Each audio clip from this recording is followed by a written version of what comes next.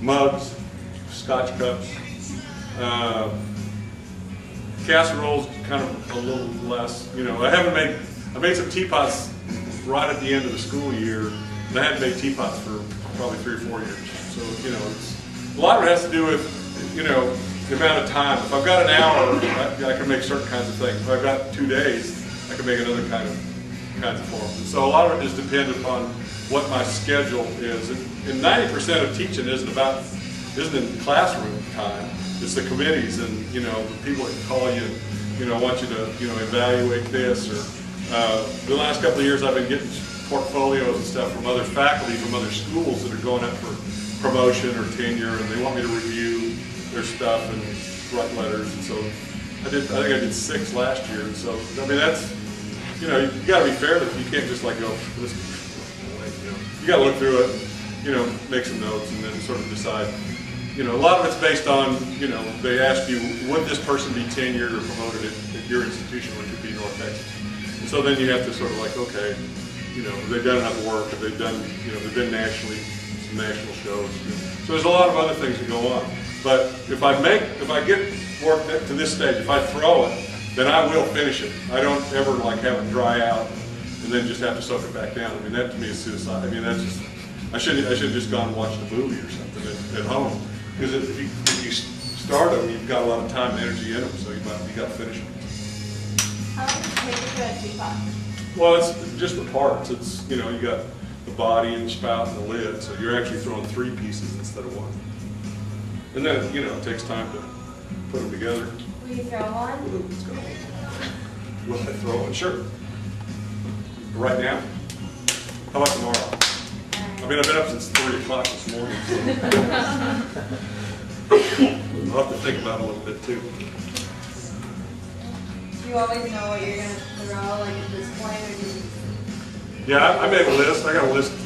I went over, you know, on the plane, and I actually started about a week ago. You know, okay, how do I want to start this?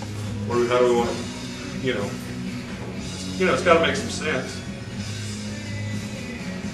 And the other thing too is that, like, I would assume, I guess it's going to be a different group tomorrow. So.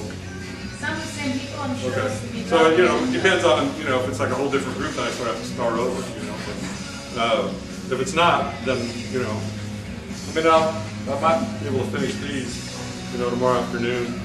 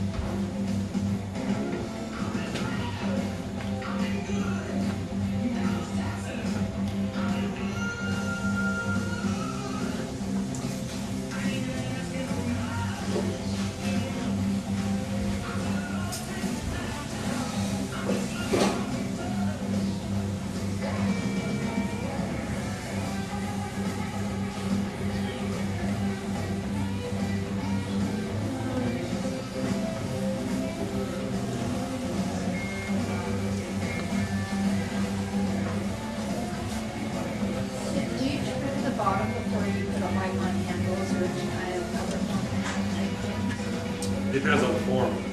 I don't trim bottles or mugs. I trim bowls and scotch cups and a lot of things. So I don't trim pitchers. It just depends on the form. Yeah, you trim it normally first.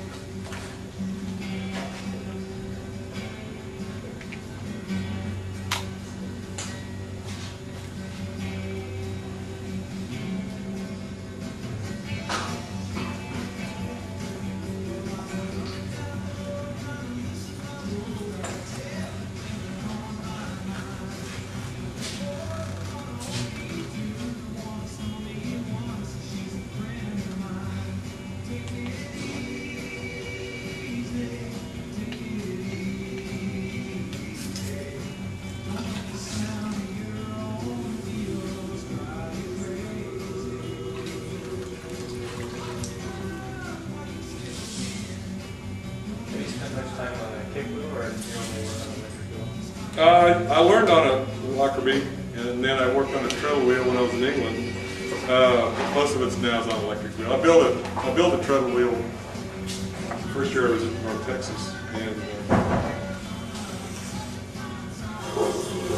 I don't, you know, it's people talk about, you know, having more direct control and, you know, whatever works for you.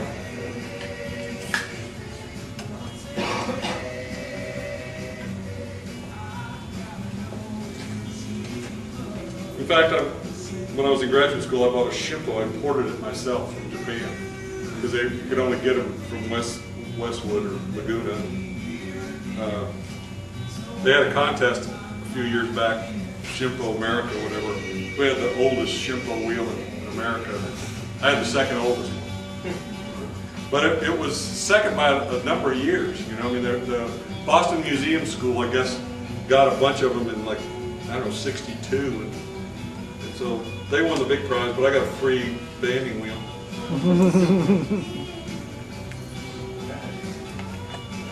And I still got it, and I haven't done anything to it. I bet I've thrown, I don't know, 20, 30 tons of clay on it, you know. But we had a Texas Pottery Supply somebody ordered 6 CXC Brents, and so the guy bought them and got them in, and then they decided they didn't want them.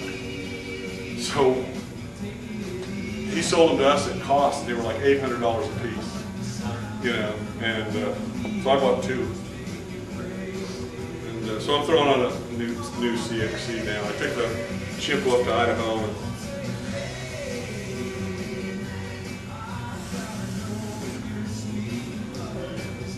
I don't, you know, it's, you know, you have to be comfortable with the wheel you're using, but I mean, we've got one of these at the school, and I've never used it before. I'm not.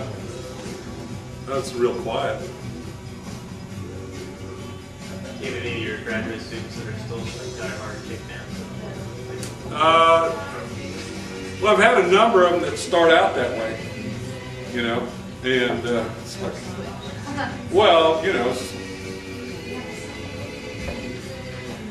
I've got one now actually that's,